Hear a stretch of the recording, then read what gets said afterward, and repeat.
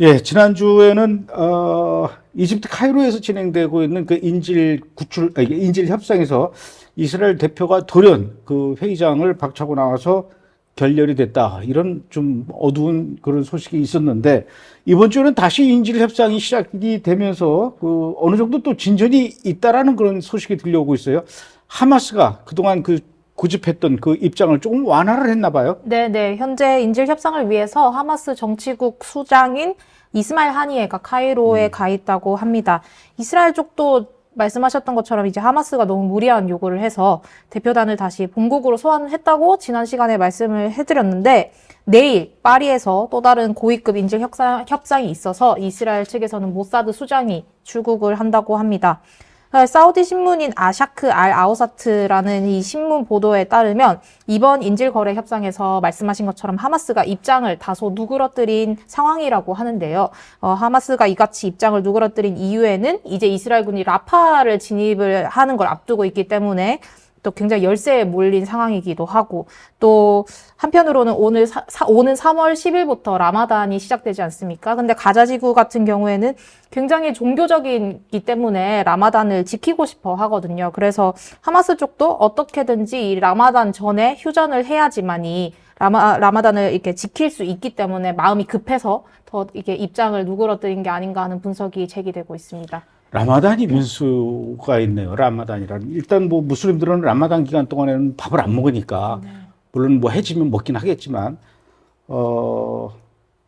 굉장히 이 사람들도 나름대로 그 이 경건하게 보내려고 하는데 특히 이 가자지구에 있는 그 팔레스타인 사람들 하마스도 물론 그렇겠고 아주 극단적인 그 종교심이 많은 사람들이니까 아마 라마단 때 전투 못할 것 같아요. 예, 그래서 그 전에 이제 뭔가 어떻게 해결하려고 하나 본데, 그것 말고도 또 반가운 소식이 있어요. 하마스가 억류 중인 이스라엘 인질들한테 지급하기 위한 그 의약품을 수령해서 이제 인질들한테 나눠주기 시작했다. 이런 얘기가 있습니다. 정말로 이 의약품들이 인질들에게 좀 나눠주고 있는지 모르겠어요. 네, 일단 특정 인질들을 위한 약이 전달된 게 벌써 한 달째거든요. 한 달 전에 가자지구로 이미 들어갔던 게 지금에서야 나눠주게 됐다라고 발표가 나왔습니다. 근데 이 카타르 측은 하마스가 의약품 전달 시작했다라고 성명을 발표했지만 왜 이게 한 달이나 지연됐는지 그리고 결정적으로 인질들이 정말로 약을 받았는지에 대한 설명, 증거 아무것도 제시를 하지 않았습니다. 이에 대해서 한 아랍 외교관은 의약품을 전달하는 것까지가 합의사항이었지 의약품을 전달하고 증거까지 보여주는 건 합의사항이 없었기 때문에 약이 전달됐는지 확실히 알 수 있는 방법이 없다라고 보고 있고 근데 아무래도 하마스 입장에서는 인질을 살려두는 것이 하마스 쪽에는 더 가치가 있기 때문에 인질들을 살려두기 위해서라도 약을 전달하지 않겠습니까? 라고 분석을 하긴 했습니다.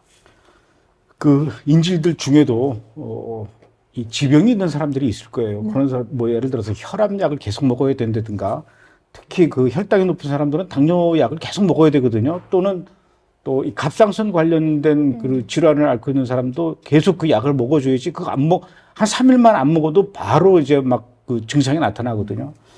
이 약품이 좀 제대로 전달됐으면 좋겠는데, 그런데 또 레바논의 헤즈볼라가 하마스한테 이스라엘에 대해서 너무 과한 요구를 하지 말아라.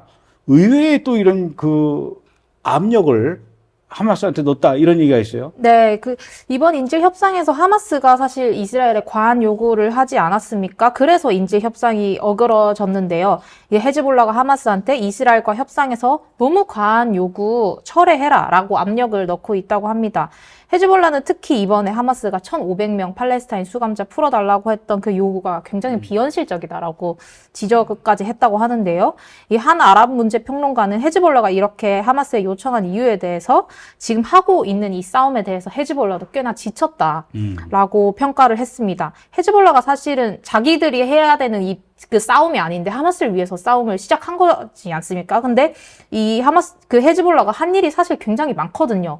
북쪽에서 이스라엘 주민들 다 대피하게 만들고 또 이스라엘 측에 인명피해까지 입히고 이스라엘 북쪽 기지, 그 메론산 기지도 공격하는 데 성공하고 또 헤즈볼라 덕분에 이스라엘 군대가 북쪽 국경에 많이 묶이면서 군사력이 많이 분산되지 않았습니까?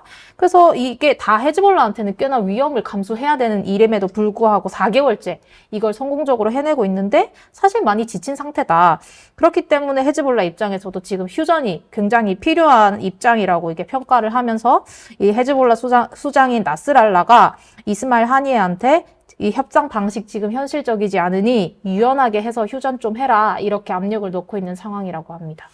그 예전에도 몇 주간 휴전하면서 인질 교환할 때 인질하고 포로하고 교환할 때 3대 1이었어요. 근데 지금 10대 1로 이렇게 좀 요구를 하니까 너무 무리한 요구인데 일단 뭐 헤즈볼라 입장에서도 더 이상 전쟁이 확전되거나 더 길게 이끄는 거를 좀 두려워하고는 있는 것 같네요. 네. 네. 진작에 좀 그렇게 했어야 되는데.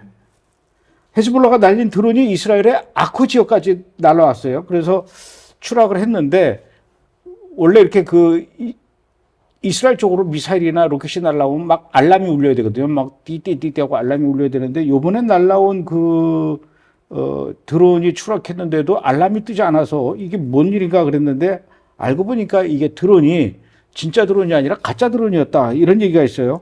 드론이 가짜도 있습니까? 일단 대피 경보 사이렌이 울리지 않은 게 벌써 두 번째라서 우려의 목소리가 나오고 있습니다. 하루 전날에도 갈릴리 하부에 위치한 아르벨 지역으로 폭발물을 심은 것으로 의심되는 드론이 떨어졌는데요. 이날도 그냥 아르벨 들판에 떨어져서 인명피해는 없었지만 사이렌도 울리지 않았다고 합니다. 또 말씀하신 것처럼 아코 지역에 떨어진 드론도 심지어 한 가정집 마당에 떨어져서 사람들이 사는 지역에 떨어졌는데도 대피 경보가 울리지 않아서 우려의 목소리가 나오고 있는데 가짜 드론인지는 잘 모르겠고 진짜 드론이었던 것 같은데 제 생각에는 거기서 기사에서도 가짜 드론이라는 말은 못 찾아본 것 같긴 한데 근데도 사이렌이 울리지 않았다는 건 이스라엘 측에 굉장히 위험한 신호인 것 같습니다. 그래요. 예. 아니 가짜 드론이라기보다도 이게 이스라엘이 제대로 사이렌이 작동하는지 안 하는지 이걸 테스트하기 위해서 미끼용 드론이다 뭐 이런 얘기도 있었어요. 그럴 수도 있겠네요.